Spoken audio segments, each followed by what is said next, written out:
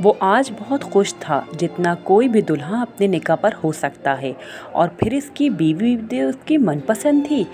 گاؤں کی ہیر وہ لے اڑا تھا اور دوست اس کی قسمت پر رشک کر رہے تھے۔ اسکول جاتی وہ نازک کلین نظروں کو ایسا بھائی کہ اس کی دنیا ہی الٹ پلٹ ہو گئی۔ پھر علی کے رشتے سے بھلا کس کو انکار تھا؟ اکلوتا بیٹا، نہ کوئی آگے نہ کوئی پیچھے، آلو کی چپس کی ریڑھی لگاتا تھا۔ اس پر شکل بھی اس کی کافی اچھی تھی۔ عمر 27 سال تھی، پری گل سے 10 سال بڑا تھا۔ لیکن کیا ہوا، یہ تو معمولی سی بات تھی، اور پھر بھلا پری گل کی ماں کو کیا اعتراض ہو سکتا تھا؟ 7 بیٹیاں تھیں، سینے پہ رکھی ہوئی تھی، ایک تو بوجھ کم ہوتا، جھٹ ہاں کر دی۔ ایسا واویلا مچایا کہ ہفتے کے اندر رخصتی کر کے بیاہ دی۔ میدے اور سندور جیسی رنگت، بڑی سیاہ آنکھوں پر پری گل کا ملکوتی حسن تو آج پریوں کو بھی مات دے رہا تھا۔ بوسکی کی قمیض، گلے میں اجرک ڈالے بڑی بڑی مونچھوں کو بل دیتا علی دوستوں کے نرغے میں فخریہ سینہ تان کر بیٹھا تھا۔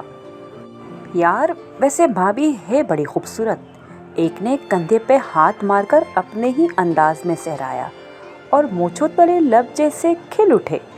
لیکن اب تمہیں بہت محتاط رہنا ہوگا، سونی کڑیاں بڑی اڑیل ہوتی ہیں، یہ کوئی جل ککڑا تھا، اور بے وفا بھی۔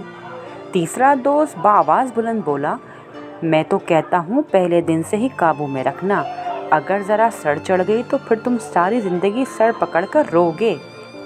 پہلے نے مزید سمجھایا، اوئے پتہ ہے تمہیں، ایسا بھی زن مرید نہیں ہوں میں۔ علی بد مزہ سا ہو کر وہاں سے اٹھا، لیکن پری گل پر نظر پڑتے ہی اس کا سارے زم پھٹ سے گئے۔ بھلا اس کم عمر حسینہ کو اپنے قابو میں کیسے رکھ پائے گا؟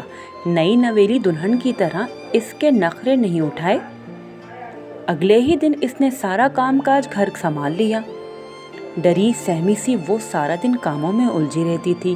علی کا حکم تھا کہ اسے کبھی بیکار بیٹھی نظر نہ آئے، گھر سارا شیشے کی طرح چمکتا رہنا چاہیے، علی کو ڈھونڈنے سے بھی کہیں دھول مٹی نہ ملے۔ وہ ہر وقت خود بھی تیار رہتی تھی۔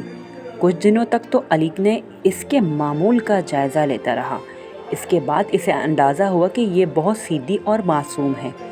ڈھونڈنے سے بھی اسے کوئی اس میں نقص نظر نہ آیا، اور پھر اسے اچھا کھانا بھی بنا کر کھلاتی تھی، مگر وہ خود سے ہی کھانے میں خامیاں نکالتا۔ نمک تیز ہے، تمہارا دھیان کہاں تھا، جس پر وہ کہنے لگتی کہ میں محلے کی لڑکی سے باتیں کر رہی تھی۔ وہ بگڑ جاتا، آخر وہ تمہارے پاس کیوں آتی تھی، ویسے ہی ملنے آئی تھی۔ وہ تھوک نگلتے ہوئے بامشکل بولی، دوبارہ محلے میں سے کسی کے گھر آتا جاتے تو میں نہ دیکھوں، یہ عجیب پابندی تھی۔ آخر علی اس سے کیا چاہتا تھا؟ وہ گھر میں چائے، سموسے اور ڈھیروں نمکر لے کر آتا، ٹی وی کے سامنے بیٹھ کر کھاتا، لیکن اس سے بچا کچا ملتا۔ یہ کیسی زندگی تھی؟ ایک روز اس کے سامنے جا کھڑی ہوئی، مجھے ایک طوطا چاہیے جس کو سیٹی بجانا آتا ہو اور باتیں کرتا ہو۔ وہ پہلی بار اس سے فرمائش کر رہی تھی، اور وہ بھی ایک پرندے کی۔ علی کا دماغ گھوم گیا۔ ہاں مجھے بس چاہیے، وہ ضد پن سے بولی۔ علی نے گھما کر اسے ایک تھپڑ رسید کیا، دوبارہ اسی لہجے میں مجھ سے بات کی تو میں تمہاری زبان کھینچ لوں گا، اور گھورتے ہوئے گھر سے نکل گیا، اور وہ رات گئے تک روتی رہی۔ علی کی نظروں میں بار بار اس کا رویا ہوا چہرہ گھومتا رہا، اور اسے ایک ہی سوال پریشان کر رہا تھا کہ اب اسے میرے سوا کس کی ضرورت محسوس ہونے لگی۔ وہ میرے سوا کسی اور کو سوچنے لگی ہے، مگر کیوں؟ وہ علی سے ڈرنے لگی تھی، اس کے باوجود وہ سہمی رہتی تھی، اور کچھ خوش تھا کہ وہ اس پر اپنا رعب جما رہا تھا۔ کامیاب ہو چکا تھا، لیکن وہ نہیں جانتا تھا کہ اس کی کوشش میں اس سے کتنا دور جا چکی ہے۔ اب تو اس کے سامنے سے بھی کترانے لگی تھی آنے سے۔ پھر ایک روز علی نے عجیب منظر دیکھا کہ وہ جیسے ہی گلی کا موڑ مڑا، اس نے اپنے چوبارے پر پری گل کو کھڑے دیکھا، اور نہ صرف کھڑی تھی بلکہ اس کے ساتھ والے گھر کی منڈیر پر جھانکتی اشاروں میں باتیں کر رہی تھی۔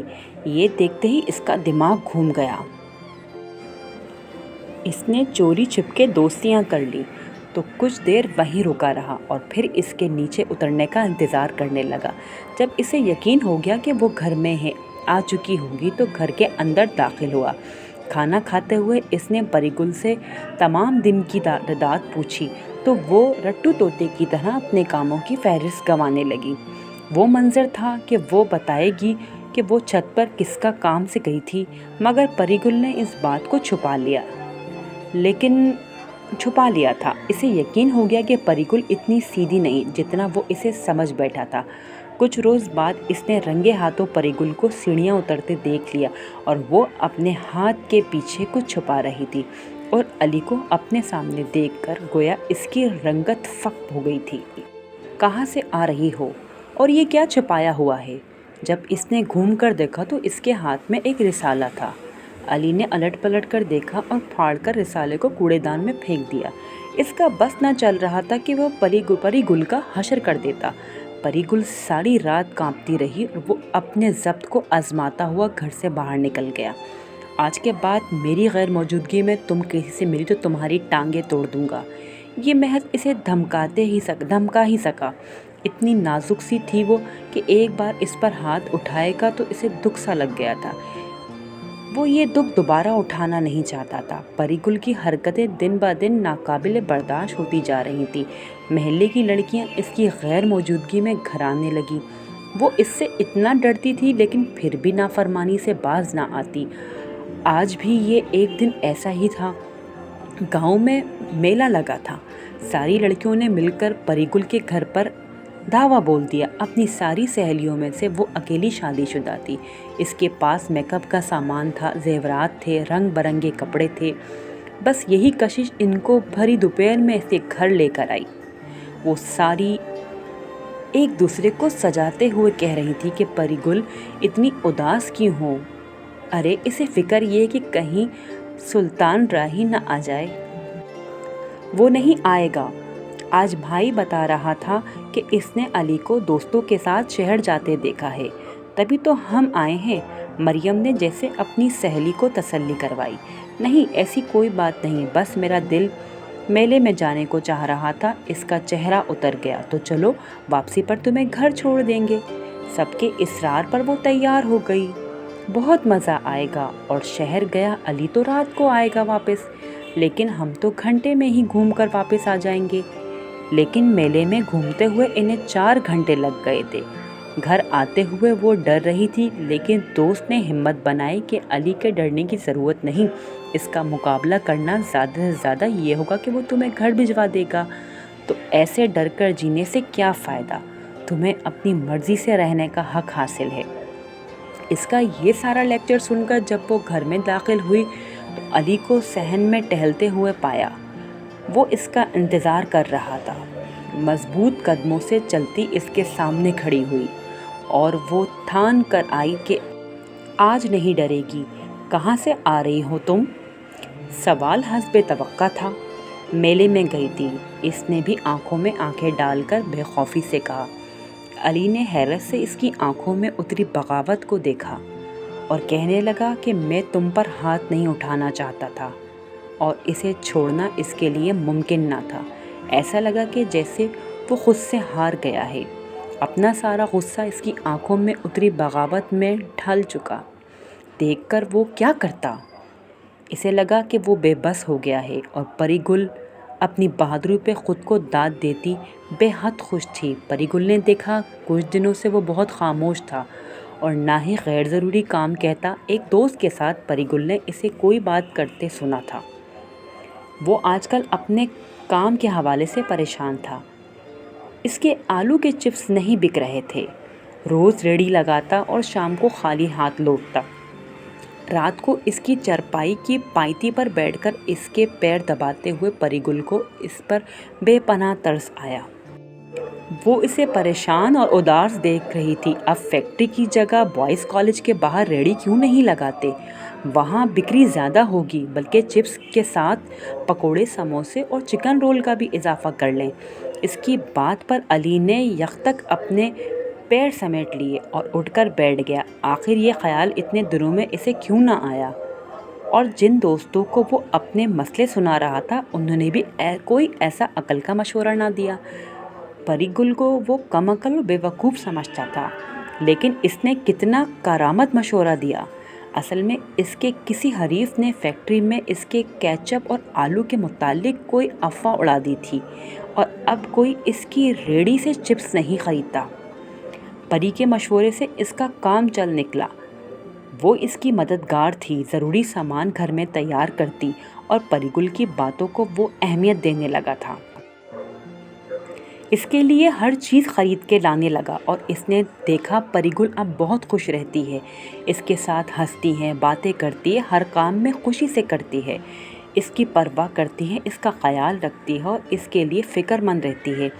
یہ پری گل کچھ عرصے قبل والی پری گل سے بالکل مختلف تھی۔ یہ اعتماد اسے علی کی محبت نے دیا تھا۔ اس کے دن بدن رنگت کھلتی جا رہی تھی، اور ہیرے جیسی چمکتی آنکھوں کو دیکھ کر وہ اکثر سوال کرتا کہ تم اتنا کیسے بدل گئی ہو؟ اب تمہیں نہ سہیلیوں کی ضرورت ہے، اور نہ ہی تم گھر سے باہر جاتی ہو، اور نہ ہی میری نافرمانی کرتی ہو۔ جس پر وہ مسکرا کر کہتی ہے، اب میرے دوست بن گئے ہیں آپ۔ پھر یہ تبدیلی کیسے آئی؟ جس روز تم میلے سے واپس آئی تھی، میں اس دن ہار مان گیا تھا تمہارے آگے۔ مجھے لگا کہ میں اب دوبارہ تم پر کبھی اعتبار نہ کر سکوں گا۔ سچ کہوں تو پہلے کبھی تم نے مجھے اپنی محبت کا اعتبار دیا ہی نہیں، تو میں اس کی حفاظت کیسے کرتی؟ بلا وجہ کی روک ٹوک پابندیاں انسان کو بغاوت پر اکساتی ہیں، پھر وہ اس کے لیے چور سے راستے انتخاب کر لیتا ہے۔ عورت کو زیر کرنے کے لیے محبت سے بڑا کوئی ہتھیار نہیں۔ ہمارا غصہ، روک ٹوک، سختی، پابندیاں مجھے نہیں روک سکتی، لیکن تمہاری محبت نے مجھے باندھ دیا، اور میں محبت سے بغاوت بھلا کیسے کر سکتی ہوں؟ اچھا تو تم مجھ سے محبت کرتی ہو؟ اس نے آخری بات اچک کر شوخی سے کہا۔ نہیں تو؟ لیکن علی پر اس کی محبت کا بھید کھل چکا تھا۔